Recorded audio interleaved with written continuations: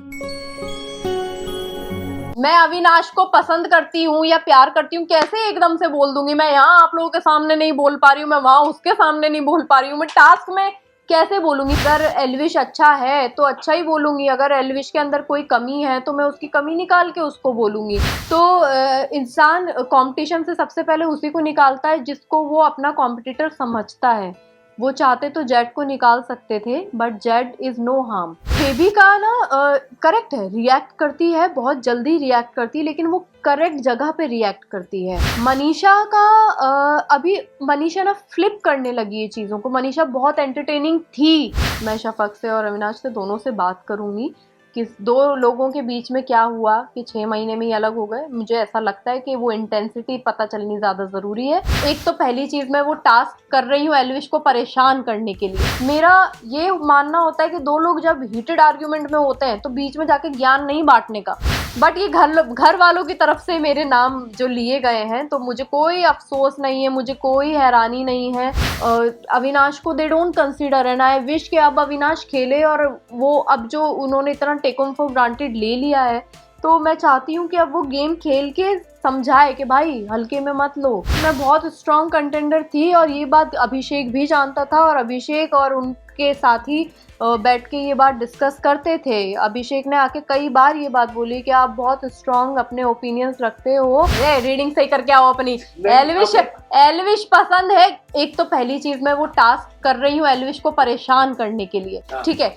और दूसरी चीज मैं अविनाश को पसंद करती हूँ या प्यार करती हूँ कैसे एकदम से बोल दूंगी। मैं यहाँ आप लोगों के सामने नहीं बोल पा रही हूँ, मैं वहां उसके सामने नहीं बोल पा रही हूँ, मैं टास्क में कैसे बोलूंगी। फिर मैंने देखा कि पीवी मुझे देख रही हैं और सब मुझे वहां पे बैठ के बोल रहे हैं यार करो ना दी, करके खत्म करो ना यार, अच्छे से कर दो टास्क। तो फिर मैंने बोला कि हाँ है, चल आगे बढ़। अभी काफी ही लेट बोला, काफी बाद में बोला था एग्जैक्टली एल्विश पसंद है करके। मुझे फैन बेस से बचने की कोई ज़रूरत नहीं है। ऑलरेडी मैंने लाइफ में बहुत बैशिंग झेल ली है अपनी, तो ये ट्रोलिंग रोलिंग से कोई फ़र्क नहीं पड़ता है ऑनेस्टली स्पीकिंग।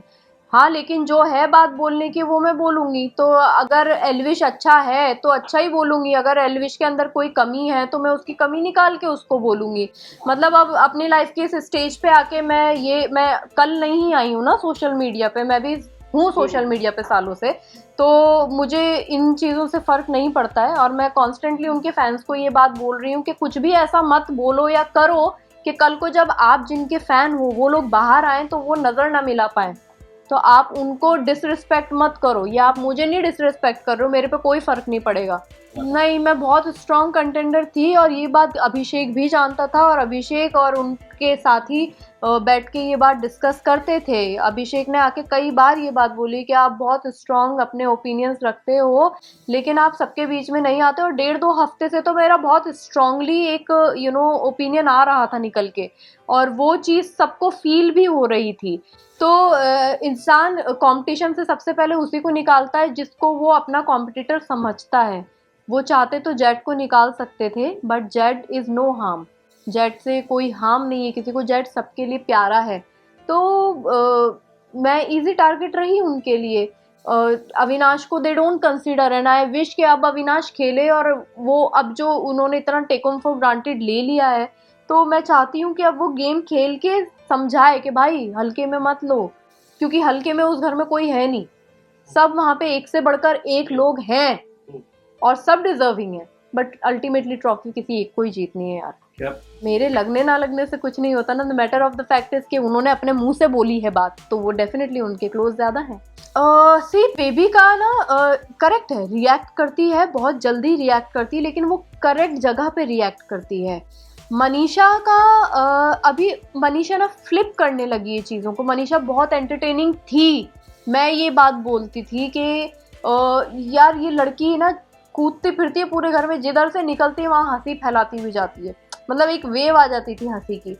बट अभी कुछ 3-4 हफ्ते से मनीषा का वो चार्म ख़त्म हो गया है, क्योंकि वो इतनी ज़्यादा गेम में घुस गई कि वो भूल गई एंटरटेन करना और वो सिर्फ गेम में ही घुसी हुई है। वो अब भी नहीं समझ पा रही है कि उसको खुद चैनल ये समझा रहा है या सलमान सर ये समझा रहे हैं कि भाई तुम्हारा गेम जो चल रहा है, तुम जो फेक बन रही हो या जो तुम गेम में घुसी हुई हो, ये एंटरटेन नहीं कर रहा है लोगों को। इस मनीषा को लोग एक्सेप्ट नहीं कर पा रहे हैं। तो वो चीज़ मुझे घर में फील हो रही थी। मुझे नहीं पता, सबको पता है, मुझे नहीं पता। और आई थिंक हम लोग 16-17 साल के बच्चे नहीं हैं जो इस सिचुएशन के अंदर समझ ना पाएँ और लड़ लें एक दूसरे से। बाहर आएंगे, मैं शफ़क़ से और अविनाश से दोनों से बात करूँगी कि 2 लोगों के बीच में क्या हुआ कि 6 महीने में ही अलग हो गए। मुझे ऐसा लगता है कि वो इंटेंसिटी पता चलनी ज़्यादा ज़रूरी है। मेजर आई थिंक कुछ ऐसा, आई डोंट नो यार, वही 2 लोग बता पाएंगे। मैं इस पर कुछ कमेंट ही नहीं कर सकती। बेवकूफ़ लग रही हूँ इस बात पे बोल रही हूँ। नहीं, जब तक मैं बैठ के सुनूंगी नहीं, मैं कैसे बोल दूँ कुछ भी चीज़। मेरे 2 लोग आपस में क्या बोल रहे हैं वो तो सुनूं। मैं अपने ही बारे में दिमाग में कैसे सोच रही हूँ। मिसकंसेप्शन मैं नहीं कर सकती हूँ, सॉरी।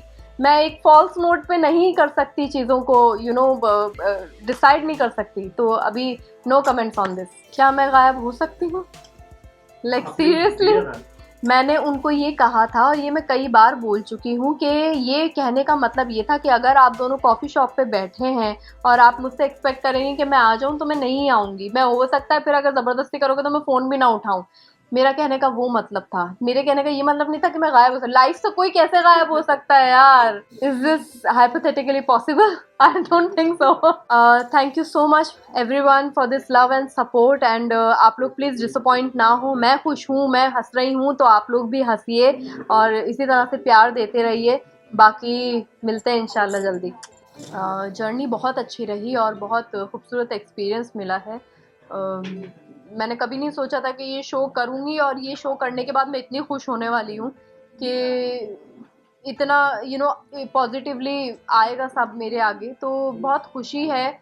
लाइफ में जो चीज़ खो रही थी, कुछ मिसिंग हो रहा था, वो मिल गया है इस शो के बाद। और thanks to the team, to the show, Bigg Boss, कि मुझे वो अपॉर्चुनिटी दी और मुझे इतने अच्छे से एक्सेप्ट किया। नहीं, बोलने में डर नहीं लगता है। नहीं, सॉरी, बोलने में डर नहीं लगता है। मैं चिल्ला नहीं सकती हूँ। और डर जो आप वर्ड यूज़ कर रहे हैं वो आई थिंक यहाँ फिट नहीं बैठ रहा है। ये मैंने किसी और चीज़ के लिए बोला था कि मैं एक्सप्रेस करने से डर रही हूँ या जो भी है, बट वो बैगेज नहीं। और अगर वो मैंने बैगेज रखा भी, अल्टीमेटली मैं एक इंसान हूँ। मैं एक सिचुएशन से निकल के कट्टू उस घर में गई हूँ, तो मेरे लिए लाजमी है, क्योंकि बैकलैश बहुत झेला है। एक नॉर्मल इंसान जब इस तरह से कुछ फेस करता है और फिर वो एकदम से इतने सारे कैमरास के आगे आके खड़े हो जाता है ना, तो वो सिचुएशन किसी के लिए भी वैसी ही होगी जैसी मेरे लिए थी। लेकिन उस सिचुएशन के बावजूद भी मैंने वो सारी चीज़ें एक्सेप्ट की जो मुझे बोली जा रही थी, और मैं उन चीज़ों को एक्सेप्ट करके अपने ऊपर वर्क करके आगे बढ़ रही थी। तो जब ये चीज़ कोई इंसान करता है ना, तो वो बहुत स्ट्रॉन्ग चीज़ होती है। गट्स चाहिए अपनी गलतियों को मानने के लिए।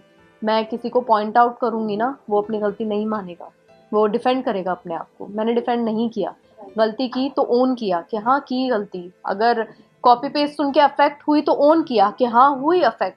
तो मुझे ऐसा लगता है कि मैंने बहुत स्ट्रांगली खेला है ये गेम खेला नहीं, एक्चुअली मैं अपने रियल में जो थी मैं रही वैसी। जैसा मैंने फील किया मैंने वो सबको दिखाया कि देखो, यू आर फ्री टू सी मी, कि ये मैं फील कर रही हूँ, ये मैं डर रही हूँ, ये तुम देखो मुझे। तो ये मैंने ये प्रिविलेज दिया सबको कि ये ऐसा मैं फील कर रही हूँ। हर चीज़ परफेक्ट नहीं हो सकती है ज़िंदगी में, मैंने बस वही बताया। वो एक सिचुएशन थी लाइफ की, इतनी बड़ी सिचुएशन थी। उस सिचुएशन में मुझे, अगर मैं वैसे बिहेव नहीं करती, मैं अगर ऐसे बिहेव करती, तो शायद मैं संभाल ही नहीं पाती वो सिचुएशन। लेकिन इतना कोई बड़ा, मतलब घर में मेरे साथ हादसा नहीं हो रहा था कि मैं उस तरह से चिल्ला के पढ़ूंगी किसी पे। जो चीज़, जो बात नॉर्मल एक लहजे में किया जा सकता है, एक नॉर्मल टोन में डिलीवर किया जा सकता है, और इंसान तब ज़्यादा समझता है। क्या मेरे वो प्रेस कॉन्फ्रेंस में चिल्लाना समझ पाए थे लोग? नहीं समझ पाए थे वो। लेकिन मेरा रिएक्शन था वो, तब का मेरा रिएक्शन था, उस सिचुएशन को लेके मेरा रिएक्शन था। अब का रिएक्शन जो था ये इस सिचुएशन के लिए था। मेरा यहाँ पे उस तरह से रिएक्ट करना बनता नहीं था। मैं पागल दिखती अगर मैं वैसे रिएक्ट करती। स्टैंड्स लिए, बट मेरे स्टैंड लेने का तरीका अलग होता है।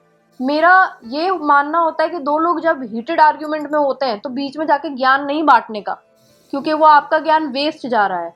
जब वो दोनों ठंडे थे, पहले उनको अलग लेके जाओ, उनको ठंडा करो और फिर बात करो कि ओके क्या प्रॉब्लम हुई है।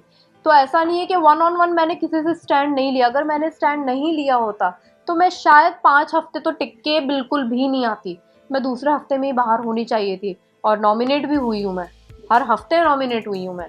तो अगर मैंने अंदर वो सर्वाइवल किया है तो कुछ तो किया होगा ना, कि मैं अंदर रह के आ गई हूँ 35 दिन। तो ऐसा नहीं है कि स्टैंड नहीं लिया, बस हाँ मैं चिल्लाई नहीं किसी पे, मैं बीच में नहीं बोली दो लोगों के। जब वो अलग हुए हैं तो मैंने अपना एक पक्ष रखा है और लोग उस पर अग्री किए हैं उस घर के अंदर। तो बस मैं अपने इसमें यही बोलना चाहूँगी। मेरा आउट होना कितना सही है या नहीं है, बट ठीक है, घर के लोगों का फैसला था ये लोगों का, जनता का फैसला नहीं था। अगर जनता ये फैसला लेती तो मैं एक्सेप्ट करके बहुत थोड़ी सी और मैं डिस्टर्ब हो जाती शायद, कि यार मैंने मतलब लोग मुझे पसंद नहीं कर रहे, फिर वो एक थॉट आता।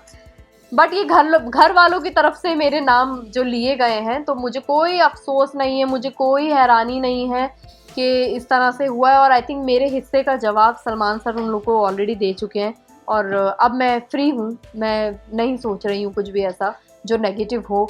और आई एम पॉजिटिव इनफ ये सारी चीज़ें डील करने के लिए इन चीज़ों से।